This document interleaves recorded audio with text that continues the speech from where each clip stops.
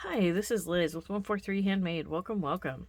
This is my grandmother's flower garden quilt. Some of you may recognize it. I have been using it as my sewing journal.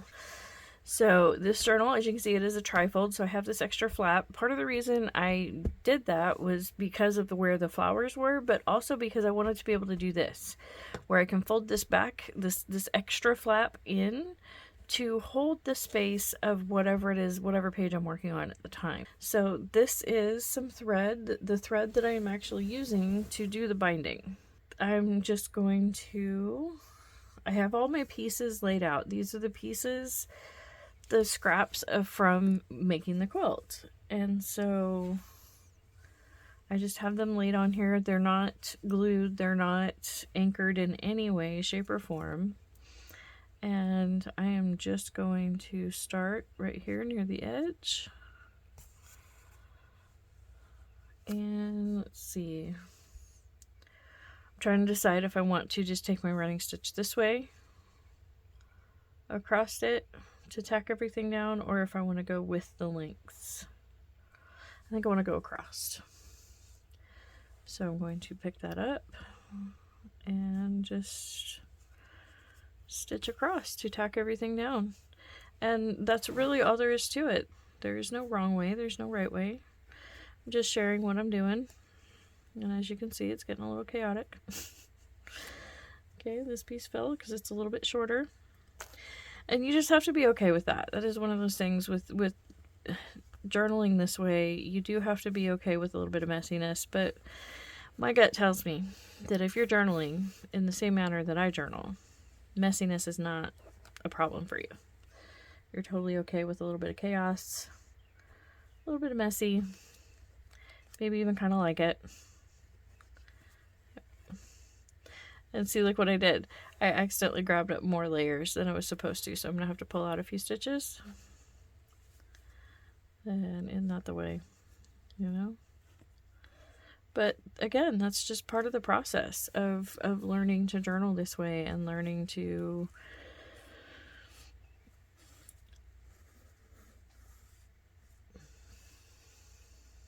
just learning, really just learning. It's messy and there's gonna be some back steps, and that's okay. There we go. Needle rethreaded. Let's get everything laying down where it's supposed to be again. It might be a little easier if I was to either close that so that way as I pick it up, yeah, that'll be fine because that's taller. So, didn't think about that as I flipped the page back, but all my stuff got all wonky. That's okay.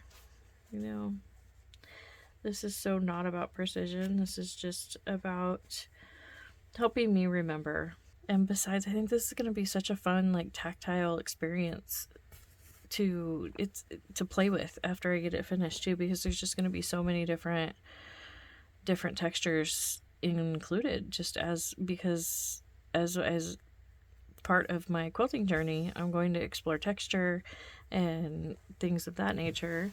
And so, you know, by the time this gets filled up, it's going to be full of all kinds of textures and almost be like a busy book in and of itself, you know, just from the sensory aspect, let alone the memories that it's going to evoke for me. So, because see, I may not have been quilting long, but I have been quilting long enough that honestly at this point I can't tell you how many blankets I've made. I've lost track, and which is something I never thought would happen. When I first started quilting, I was thinking, okay, it was part of my grieving process for my husband's grandmother, my grandmother-in-law. She left unfinished projects, and I did my best to finish them, and that started the journey. So I really did not believe at that point that I was going to love it the way that I do, and that I was going to embrace it and make it a part of my life. I thought it was just going to be, you know, just a thing I did real quick to finish off her projects, and then that was going to be the end of it. But I got bit. I got bit by the quilting bug, and I can't stop.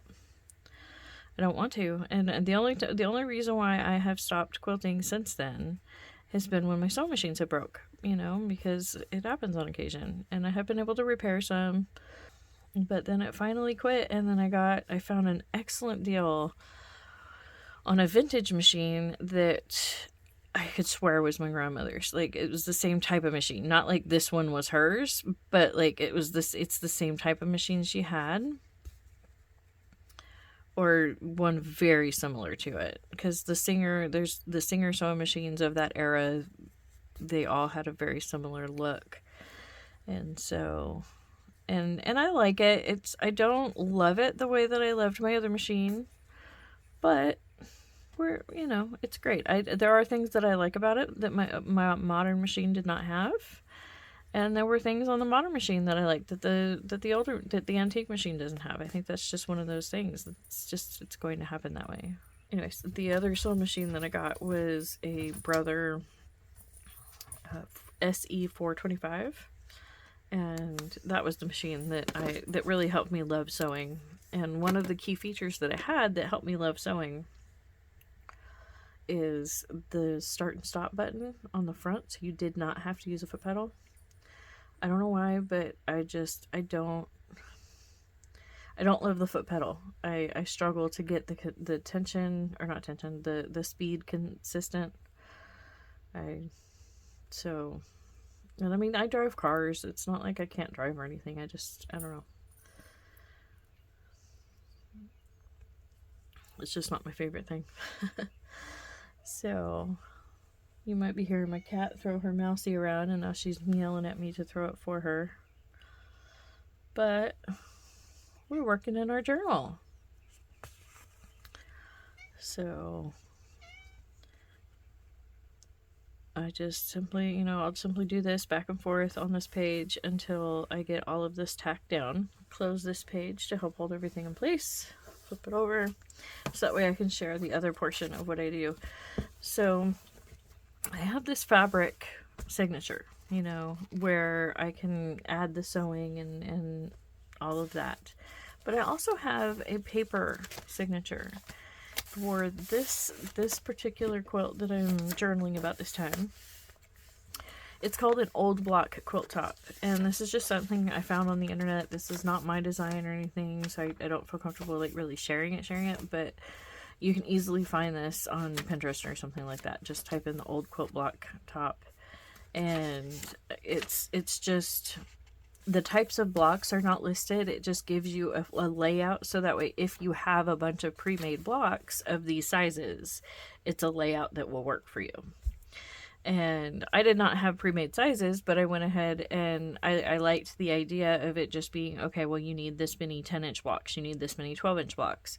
And so that's why I went ahead and chose that one. And this, I just literally just glued this in. And then I just glued this on the top, so that way this is my little note about it. But this is the sheet that I actively worked from while creating the quilt.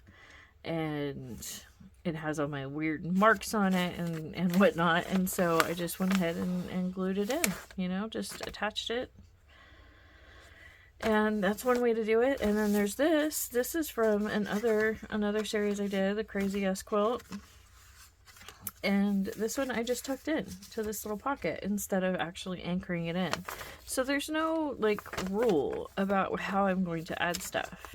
Okay, so I have finished doing the stitching on my page, and you can see I just did the running stitch back and forth. There is no rhyme or reason to it.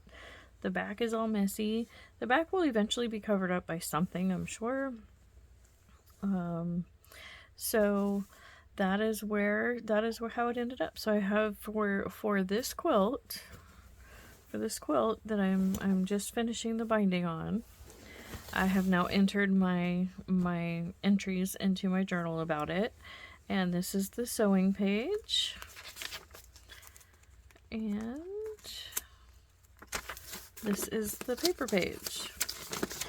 So I hope that inspires you to think outside the box a little bit in your journaling. You don't have to, journaling does not have to mean getting out a blank sheet of paper and writing, you know, pages of words. It can just be, you know, tacking some fabric onto another piece of fabric. Because for me, I will always be able to look at this and I know what quilt this came from, you know, and all of that. It tells a story for me. The fact that somebody else just looking at this would not necessarily know, that's okay. It's your journal. So thank you so much for joining me, and I can't wait to hang out with you again soon.